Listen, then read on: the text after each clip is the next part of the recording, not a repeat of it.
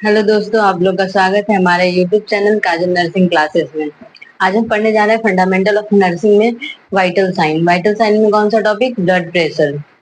जैसे कि हम पहले पढ़े थे वाइटल साइन के बारे में, वाइटल साइन क्या होता है, वाइटल साइन जो होते हैं वो कितने होते हैं, ठीक है, ये सारे चीज के बारे में हम पढ़े थे। वाइटल साइन कितने होते हैं तो बताए थे हम। वाइटल साइन जो होते हैं वो जनरली तो चार होता है, temperature, pulse, respiration, blood pressure. लेकिन फिफ्थ वाइटल साइन जो होता है वो क्या होता है?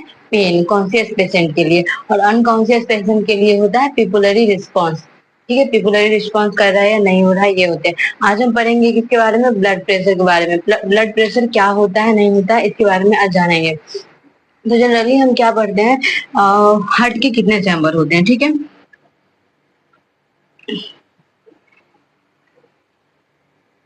हार्ट के कितने चैम्बर? चार चैम्बर। ये जो इस वाले साइड होते हैं राइट पोर्शन होता है, लेफ्ट वाले, ठीक। तो इसमें जो होता है यहाँ पे क्या होता है, बल्ब प्रेजेंट होता है, ट्राइकस्पिड बल्ब। यहाँ से क्या होता है, वेसल्स जुड़े होते हैं। जैसे कि हम पीछे वाले क्लास में बताए थे, गैसेस एक्सचेंज करने वाली वेसल्स कौन सा है, तो कैपिलरी बोले थे। कैपिलरी जो होता है वो गैसेस एक्सचेंज करने में क्या करता है, हेल्प करता है। और यहाँ पे जो होते हैं, जो वेसल्स होता है वो आर्टरी होता है। अयोटा जो होते हैं कहाँ से जुड़े होते हैं? लेफ्ट वेंट्रिकल से, ठीक है। तो यहाँ पे जो होता है, आखिर ब्लड प्रेशर में किस चीज को हम ऑब्जर्व करते हैं, तो वेसल्स पे लगने वाली प्रेशर को ही ब्लड प्रेशर बोलते हैं। जो ब्लड वेसल्स पे प्रेशर लगता है उसे ही हम ऑब्जर्व करते हैं, क्या चीज करके? ब्लड प्रेशर, बीपी लेके, ठीक है। तो वही जानेंगे कि इसमें प्रेशर कैसे लगते हैं। तो जैसे ही क्या होता है, ventricle, right atrium, left atrium, right ventricle और लेफ्ट वेंट्रिकल हुआ, ठीक है। तो ये क्या होता है, यहाँ से हार्ट का क्या काम होता है? Contraction and relaxation, contraction and relaxation. Heart का क्या काम होता है? कॉन्ट्रैक्ट करने का और रिलैक्स, कॉन्ट्रैक्शन एंड रिलैक्सेशन, बस इतना ही काम होता है किस चीज को? हार्ट का काम होता है। तो आखिर जो ये जैसे ही हार्ट क्या होता है, कॉन्ट्रैक्ट करता है, जैसे ही हार्ट क्या होगा, कॉन्ट्रैक्ट करेगा, ब्लड ब्लड वेसल्स में आएगा, ठीक है। हार्ट जैसे ही कॉन्ट्रैक्ट करेगा, वेंट्रिकल जैसे ही कॉन्ट्रैक्ट होंगे, वैसे ही ब्लड कहाँ पे आएंगे? ब्लड वेसल्स में आएंगे। ब्लड वेसल्स में जैसे ही ब्लड आएगा, वैसे ही जो ब्लड वेसल्स है वो एक्सपेंड कर जाएगा, यानी कि चौड़ा हो जाएगा, ठीक है,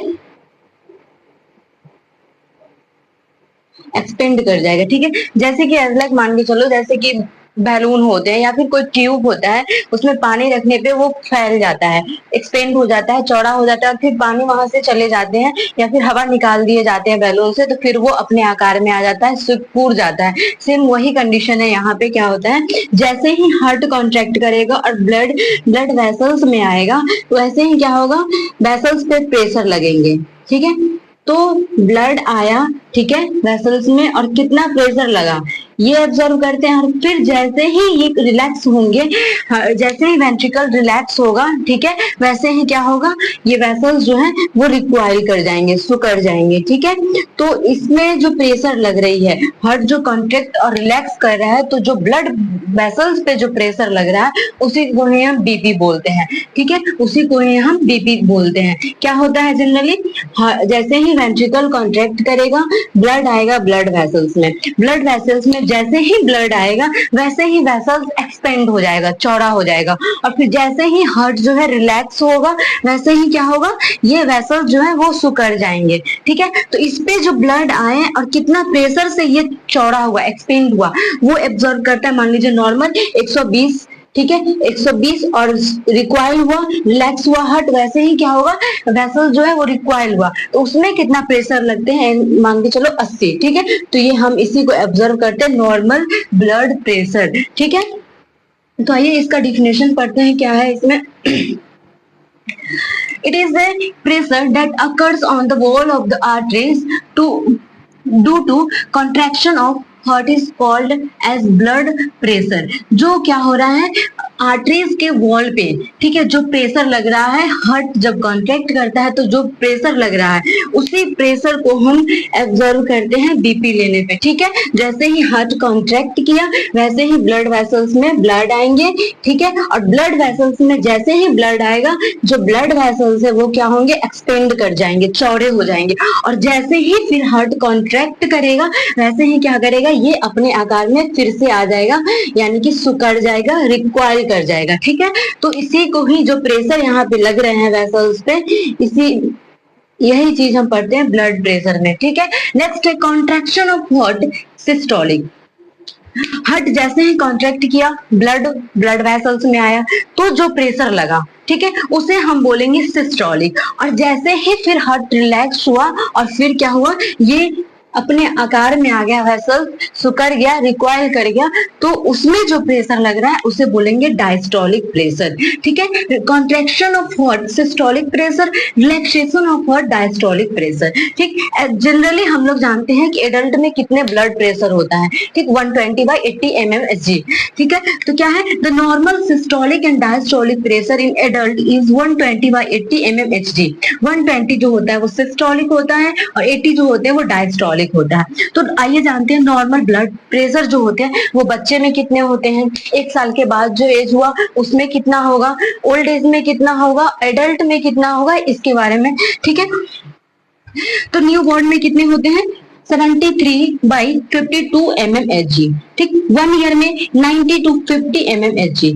15 ईयर में क्या होगा, 110/80 mmHg, ठीक। एडल्ट में कितना होंगे, 120/80 mmHg। ओल्ड एज में अगर 50 साल का है तो कितना होगा, 140/90 mmHg। अगर 80 साल के हैं तो 180/100 mmHg। यहाँ पे क्या हो रहा है, धीरे धीरे धीरे धीरे जैसे ही एज बढ़ रहा है ब्लड प्रेशर बढ़ रहा है। ऐसा क्यों होता है, ठीक है। तो जैसे जैसे आदमी का एज होता है, जैसे जैसे ओल्ड एज में आता है, वैसे ही क्या होता है, जो वेसल्स है ना वो हार्ड हो जाते हैं। जैसे ही स्किन जो होता है, स्किन सिकुड़ता है और ब्लड वेसल्स हार्ड हो जाते हैं, जिसके कारण उस पर ज्यादा प्रेशर लगते हैं वेसल्स पे, ठीक है। जिसके इसे यही कारण है कि ब्लड प्रेशर ज्यादा होता है। जैसे जैसे एज बढ़ता है वैसे वैसे ब्लड प्रेशर भी बढ़ते हैं, ठीक है। क्यों, क्योंकि क्या होता है, स्किन जो होते हैं वो लूज हो जाते हैं और वेसल्स जो है वो हार्ड होते जाते हैं, ठीक। नेक्स्ट है बीपी मेजर इंस्ट्रूमेंट। बीपी को जो मेजर करते हैं वो कौन सा इंस्ट्रूमेंट है, स्फेग्नोमैनोमीटर। बीपी मेजर करने का जो इंस्ट्रूमेंट है sphygmomanometer.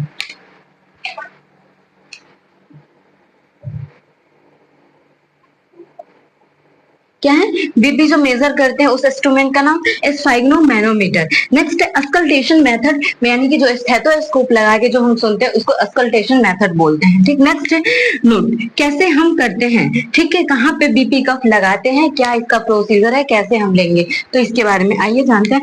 The BP cuff is tied between the olecranon and acromion process. Olecranon क्या होता है, ठीक है, जैसे कि मान लीजिए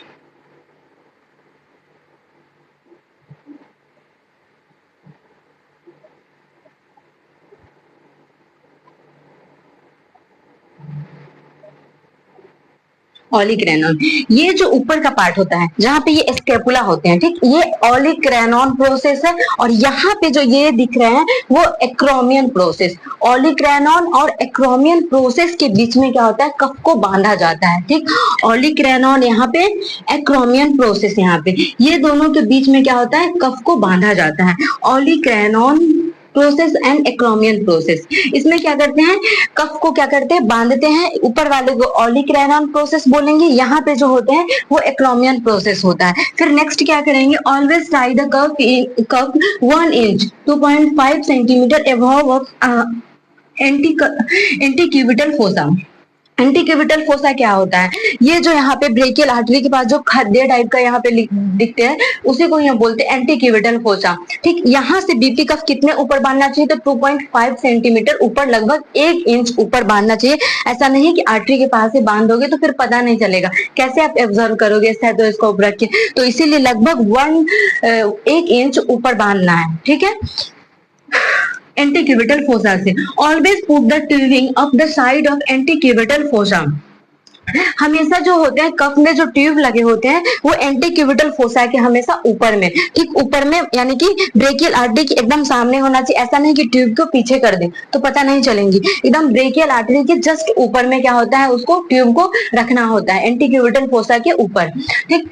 नेक्स्ट है कि सब में अलग अलग साइज के आते हैं कफ। ऐसा नहीं कि अगर जो आदमी मतलब बच्चा वाला मतलब एडल्ट वाला कफ है और वो बच्चा में लगा दोगे तो उसका सारा हाथ ही ढक जाएगा, तो बीपी कैसे मेजर करोगे। तो इसलिए सबका अलग अलग आता है बीपी कफ साइज, ठीक है। तो न्यू बॉर्न में जो होता है वो होता है 4 सेंटीमीटर चौड़ा और 8 सेंटीमीटर क्या होता है लंबा। कफ का जो साइज होता है वो कितने होते हैं, 4 सेंटीमीटर चौड़ा और 8 सेंटीमीटर लंबा होता है। इन्फेंट में कितना होता है, 1 सेंटीमीटर चौड़ा और 12 सेंटीमीटर क्या होता है लंबा होता है। चाइल्ड में जो होते हैं वो कितना होते हैं, 9 सेंटीमीटर चौड़ा होता है और 8 सेंटीमीटर लंबा होता है। एडल्ट में 16 सेंटीमीटर चौड़ा और 32 सेंटीमीटर लंबा होता है, ठीक। ये कफ का साइज है, ठीक। कौन से किसमें कौन कौन सा कफ लगता है, कितने साइज के लगते हैं, ठीक। नेक्स्ट है procedure of BP cough.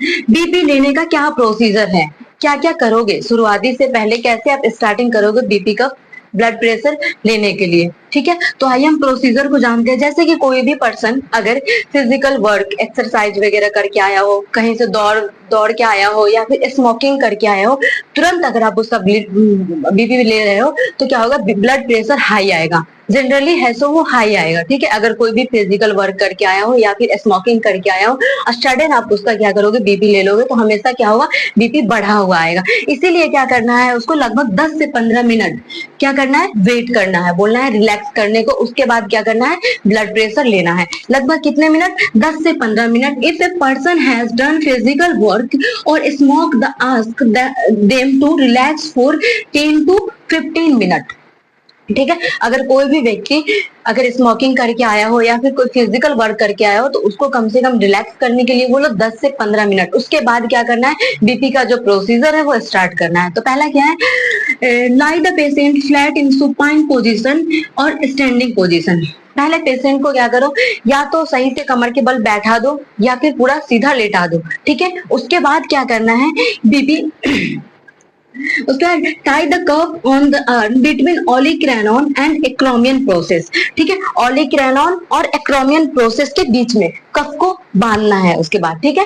ओलिक्रैनॉन process और एक्रोमियन प्रोसेस के बीच में क्या करना है, कफ को बांधना है। नेक्स्ट क्या करना है, put stethoscope on brachial artery.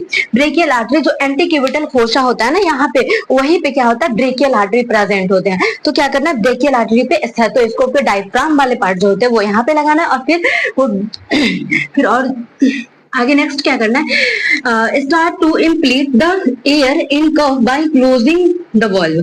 फिर क्या करना है, इम्प्लेट करना स्टार्ट करना है, कफ में हवा भरना स्टार्ट करना है फिर, ठीक। नेक्स्ट करना है, now start to deflate the cuff at the speed on 2 mmHg पर सेकेंड, ठीक है। ये नहीं कि कफ में पहले पूरा हवा भरना है, अच्छे से पारा पूरा ऊपर तक चला जाए, ठीक है, तब तक भरते रहना है। उसके बाद क्या करना है, धीरे धीरे डिफ्लेट करना है, उसको खोलना है, हवा को निकालना है एकदम धीरे धीरे। ऐसा नहीं कि बस तुरंत में निकाल दो तो पता नहीं चलेगी, ठीक है। लगभग 2 mmHg पर सेकेंड के हिसाब से क्या करना है, हवा को निकालना है, धीरे धीरे निकालना है, ठीक। नेक्स्ट क्या करना है, डिफ्लेट करना है। उसके बाद when the sound heard with start that is by systolic blood pressure also known as Korotkoff sound first.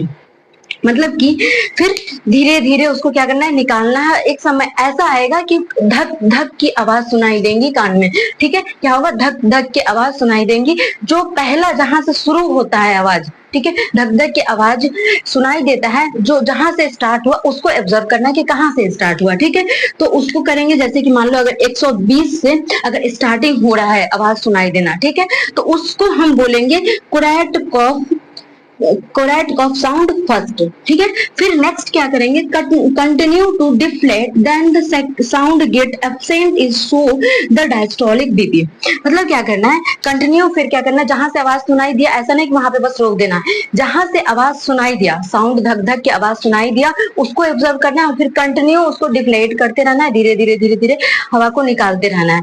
और जहां जाके आवाज आना कान में बंद हो जाएगी, फिर उसको ऑब्जर्व करना है कि कहाँ पे आके आवाज सुनाई देना बंद हो गया है, साउंड देना बंद हो गया, फिर उसको ऑब्जर्व करना। मान लो अगर 80 पे आके बंद हो गया हो, ठीक है, तो उसको बोलेंगे हम क्या, डायस्टोलिक बीपी, ठीक। इसको बोलेंगे कोरैट कफ साउंड 5, ठीक है।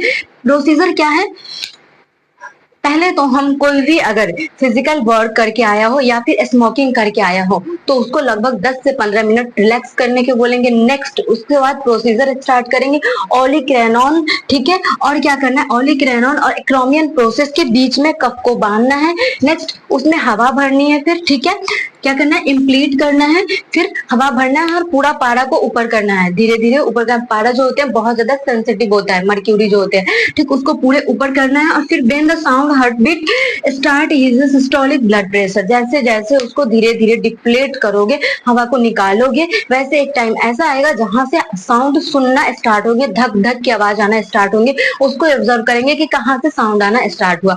फिर क्या करना है, कंटिन्यू उसको डिप्लेट करते रहना है, कंटिन्यू हवा को निकालते रहना, और जहां पे आके साउंड आना कान में बंद हो जाए वहां पे फिर क्या करना है, उसको ऑब्जर्व करना है कि कहाँ पे आके बंद हुआ, ठीक, उसको सिस्टोलिक बोलेंगे, ठीक। इसको कोरैट कफ साउंड 5th बोलेंगे। मान लो अगर 120 से स्टार्ट हुआ और 80 पे आके बंद हुआ, ठीक, एमएम ये हो गया हमारा सिस्टोलिक, ये होंगे डायस्टोलिक, ठीक है। इसी को ऑब्जर्व करना होता है, बीपी कैसे लिए, कहाँ से लिए, प्रोसीजर ये हो गया।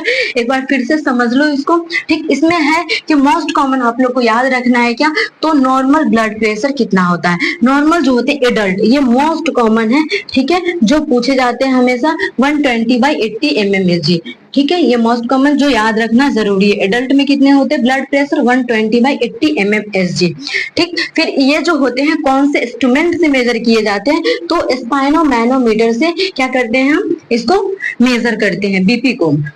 नेक्स्ट है ऑस्कल्टेशन मेथड, इसमें स्टेथोस्कोप का भी यूज करते हैं। एक देखे होंगे कभी किसी किसी को क्या होता है कि बीपी कप बांध देते हैं और क्या करते हैं, हाथ से ही यहाँ पे रख के फील करने लगते हैं कि हाथ से, लेकिन उसमें क्या होता है कि डायस्टोलिक तो पता चलता है, लेकिन नहीं सॉरी सिस्टोलिक पता चलेगा लेकिन डायस्टोलिक नहीं पता चलेगा। उसमें क्या होता है, धक धक की आवाज सुनाई देंगी कि कहाँ से आया, लेकिन कहाँ पे जाके खत्म हुआ वो हाथ से पता नहीं चलते। इसीलिए पूरे कंफर्म पता करने के लिए हमेशा स्टेथोस्कोप का यूज करें। स्पाइनोमैनोमीटर के साथ क्या करना है, स्टेथो का यूज करना है, स्टेथोस्कोप का, ठीक। नेक्स्ट है कितना, लगभग ब्रेकियल आर्टरी जो एंटीक्यूबिटल फोसा होता है, यहाँ पे एंटीक्यूबिटल फोसा, यहीं पे ब्रेकियल आर्टरी से लगभग 2.5 सेंटीमीटर ऊपर बांधना है कफ को, ठीक है, ये हो गया।